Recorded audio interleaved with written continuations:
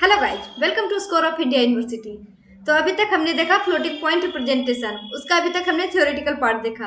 अब हम floating point representation में एक क्वेश्चन को सॉल्व कर रहे हैं और जो भी हम थ्योरेटिकल पार्ट को समझे हैं उसको हम स्टेप बाय स्टेप समझेंगे यहाँ पर फिर से, ठीक है, ताकि आपसे न्यूमेरिकल पार्ट अच्छे से हो सके और कॉन्सेप्ट को भी आप अच्छे से समझ सको। यहाँ पर हमारे पास फॉर्मेट दे रखा है।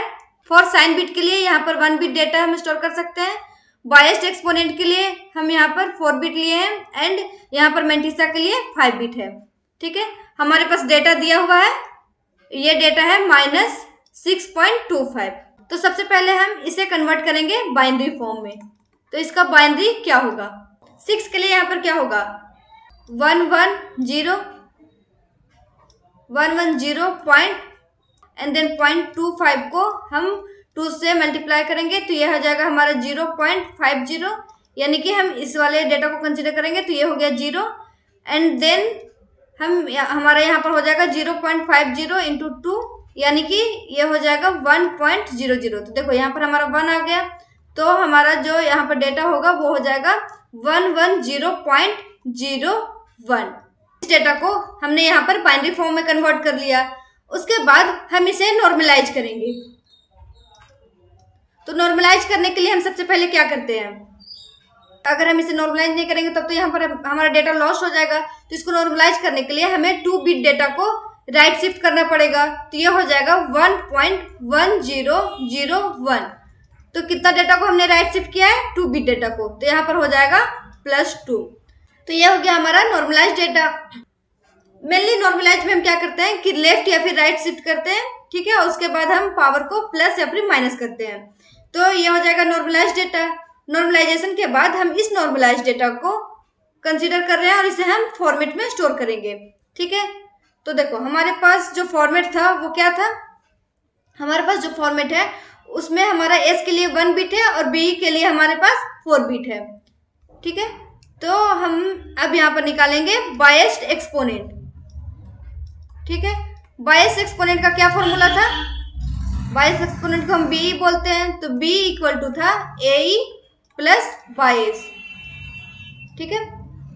और एन का जो वैल्यू है, देखो यहाँ पर हमारे पास बी के लिए 4 बिट है, तो जो एन का वैल्यू होगा वो भी हमारा 4 होगा, ठीक है।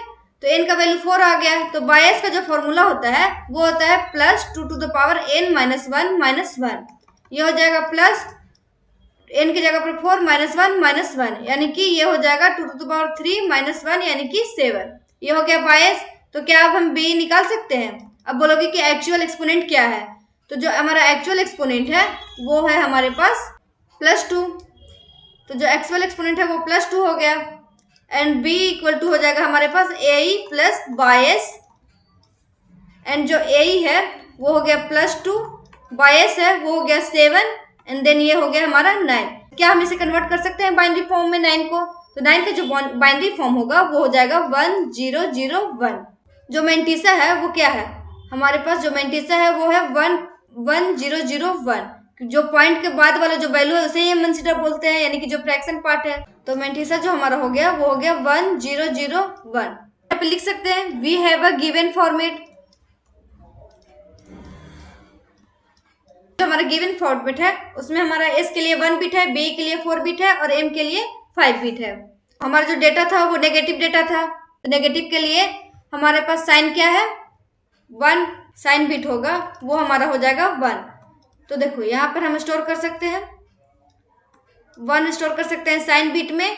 बी हमारा 9 था तो इसको हम लिख सकते हैं 1001, ठीक है। तो ये भी हमारा 1 बिट हो गया एंड बी हमारा 4 बिट हो गया एंड देन जो हमारा मेंटिसा था वो हमारा 5 बिट था। क्वेश्चन में देख लेना, ये हमारा 5 बिट था। तो देखो यहाँ पर हमारे पास 4 बिट है। तो क्या ये जो 4 बिट है ये तो हमारा मेंटिसा है, मेंटिसा हमारा फ्रैक्शन है, तो इसमें जो 0 पैड करेंगे वो तो इसके आगे ही पैड करेंगे ना, तो इसलिए जो पैडिंग बिट होगा वो यहाँ पर ऐड होगा। तो यहाँ पर हमने -6.25 को फ्लोटिंग पॉइंट रिप्रेजेंटेशन में इस तरीके से कन्वर्ट किया और इस डेटा को हम इस फॉर्मेट में मेमोरी में स्टोर कर सकते हैं। अगर आपको कोई भी डाउट हो इस क्वेश्चन में तो आप मुझे कमेंट कर सकते हैं। Thank you.